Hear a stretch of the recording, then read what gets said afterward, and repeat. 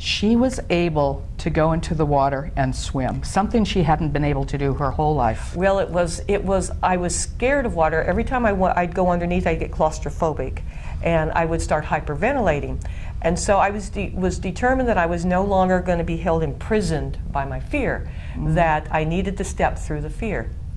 And so I decided to go snorkeling with the rest of the group instead of just staying in the boat and enjoying the scenery. I had bought an underwater camera, just one of those temporary cameras that you get at your drugstore.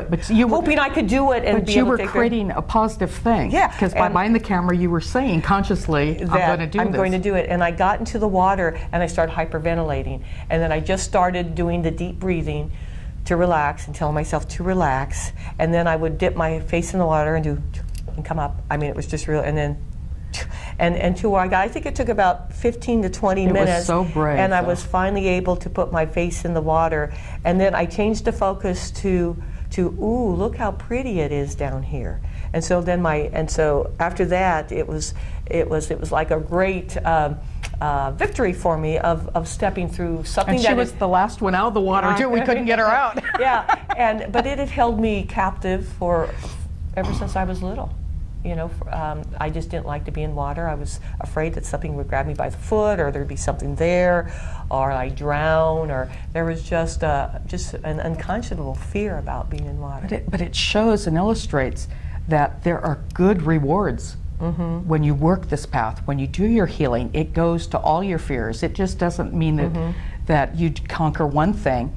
There's sharing, EFT talks about borrowing benefits or sharing benefits, and it goes to all of them. You start working on one fear, and it's easier then to conquer the other fears. Yeah. One blockage tumbles, it's easier to get the other blockages to tumble. You get that feeling like, I can do it, and realizing that it's a step-by-step process, and what would be the worst thing that would happen if I tried to walk through the fear? And then it's doing maybe little bits of it, or making sure that you have a safety net. Right. I'm not going to go off bungee jumping, just. No, I haven't conquered that one. I haven't conquered that fear yet. Yeah. Although we had a brother that did, but after he got off, I don't think he ever did it again. But it is about reaching out. You see, when we reached out, we can now talk about those issues. So I'm not alone anymore. Mel's not alone anymore. We have this, that we can share these deep things, because they still come up. I didn't do 50-something years of all of this fear to have it gone in a night. It still comes in different ways, but we remind ourselves, you forget the words, or you forget what to do. And so it's like having a buddy system. You'll see that a lot in breast cancer awareness. Talk to your buddy, get your mammograms and things. Yeah. We took that concept to our healing. Find a buddy. Find somebody to go to those workshops with. Find somebody to join a group on Facebook. Find somebody that gets the same Twitters or the same tips of the day. Then you have something to talk about and how that applies to you and each other. How am I working it? We do it a little bit differently, but then we share what we do, and then, well, okay, I like that one. That can fit in with what I'm doing. Because there's different people, and they react to different ways of, someone may be more visual, someone may be more audio, and so it's for us, it's like building our toolkits. And we have all sorts of tools to work with different people. And we're changing that to jewel kits. We want to start calling them jewels. Again, we're working on the manifestation and the prosperity and this stuff too.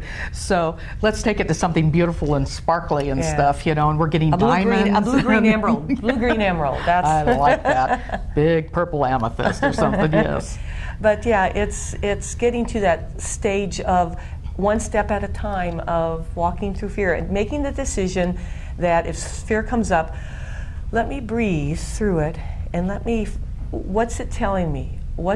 Sometimes the fear is actually working with you to protect you from, it has worked with you to protect you from something or someone. It was a kind of like a first line warning, but maybe you don't need that anymore. And what is it doing for you now?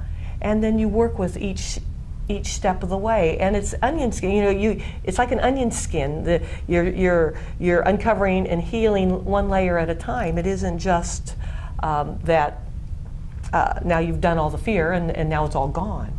I think too that we have to look at how we've used those things to protect ourselves.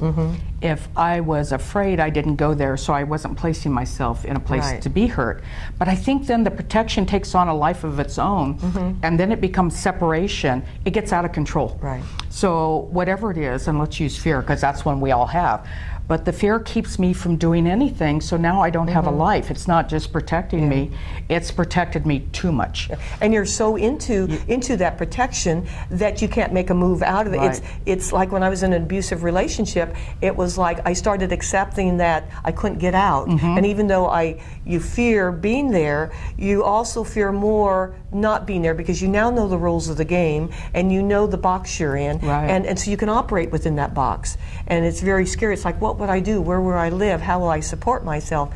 And it's understanding that there is help out there, and the first thing is to, okay, I have this fear, and can I walk through it? Can I walk through the door and shut the door behind me? And I think it's going back to one of our earlier videos that we talked about money consciousness, and that we had to become friends with money. We didn't have to, but we chose to become friends with money.